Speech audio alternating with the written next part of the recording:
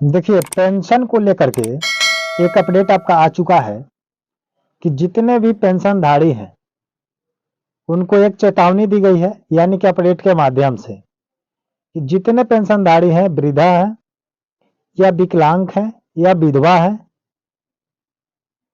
किसी भी चीज का पेंशन लेते हैं बिहार सरकार यानी कि बिहार राज्य सरकार के द्वारा, तो उनको एक चेतावनी के रूप में एक अपडेट डाला गया है। स्क्रीनशॉट के माध्यम से आप लोग देख सकते हैं कि ये लगा हुआ है। ठीक है, इसमें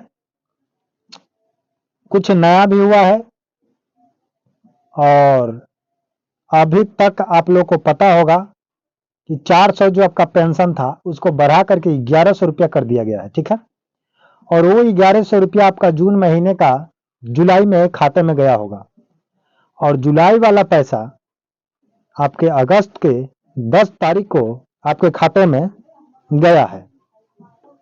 ठीक है, लेकिन अगस्त का पैसा आपको सितंबर में मिलेगा या नहीं मिलेगा ये आपको तय करना है। अगर आप ये गलती करते हैं तो आपको 1100 रुपया नहीं मिलेगा। अगर इस गलती को सुधार लेते हैं तो आपको 1100 रुपया मिल जाएगा। ठीक है, तो चलिए, इसमें बहुत सारी बातें आई हैं, बहुत सारी जानकारी है, इसमें हम आपको जानकारी बताएंगे।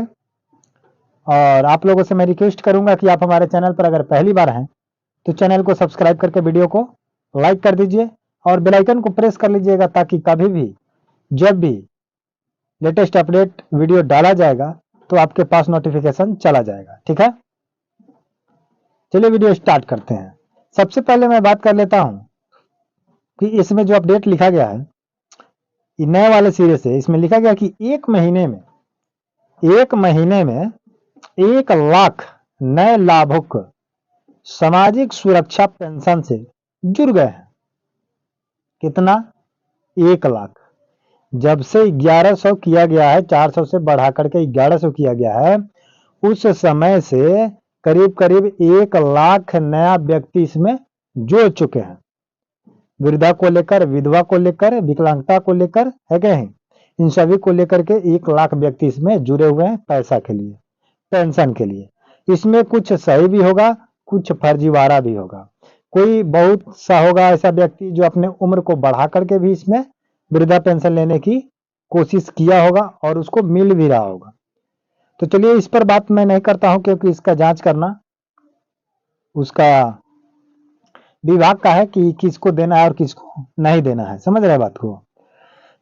तो सबसे पहले हम बात करते हैं कि अगर आपको पैसा लेना है पर मंथ 1100 रुपया, तो सबसे पहले आपको क्या करना होगा कि अभी तक अगर आपको मिल गया है और जुलाई महीने का पैसा अगर जिस व्यक्ति को अगस्त में 10 तारीख को नहीं मिला है, आपके खाते में डीबीटी के माध्यम से अगर नहीं गया है, तो आपके खाते में प्रॉब्लम है। इतना बात समझ लीजिए।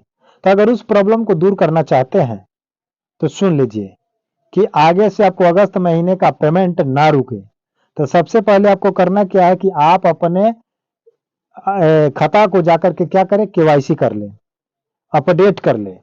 क्योंकि जिस खाता में पैसा लेन देन अगर नहीं की जा रही है 6 महीने तक, तो उस खाते को क्या किया जा रहा है, क्लोज कर दिया जा रहा है, यानी कि बंद कर दिया जाएगा।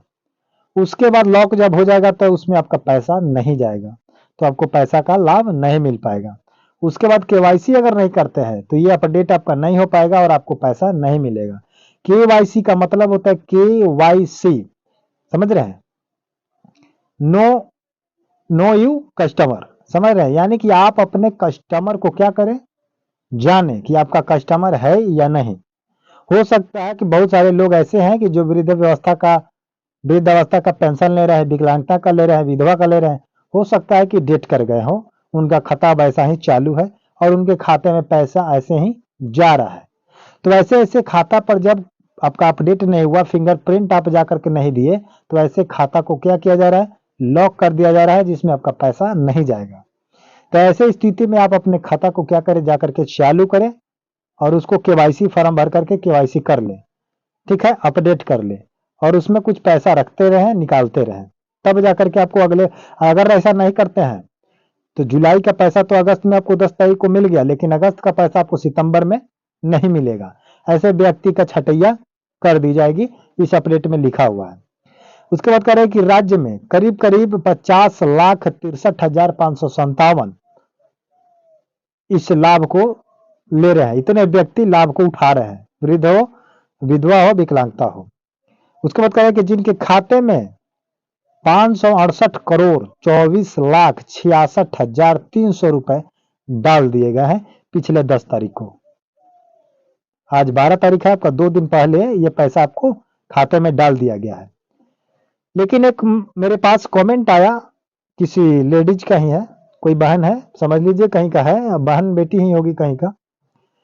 तो वो कमेंट की कि सर आप अपने तरीके से, आप अपने स्तर से बोलिए सरकार को कि हम लोगों का पेंशन को क्या करें कि बढ़ा दे, विधवा पेंशन को, क्योंकि 1100 रुपया में हमारी जिंदगी नहीं चल सकती है, कि बहुत दुख होता है, बहुत तकलीफ होता है। मान लीजिए कि जिनके पति इस दुनिया में नहीं है, कमाने वाले नहीं है, मेन तो वही होते हैं, तो वो नहीं है, तो उनके छोटे छोटे बच्चे होते हैं, उनके पढ़ाई लिखाई खर्च, घर का विधि व्यवस्था सब कुछ देखना रहता है, बीमारी होता है इसी में, खाना पीना सब कुछ देखना है, कपड़ा लत्ता सब कुछ देखना है।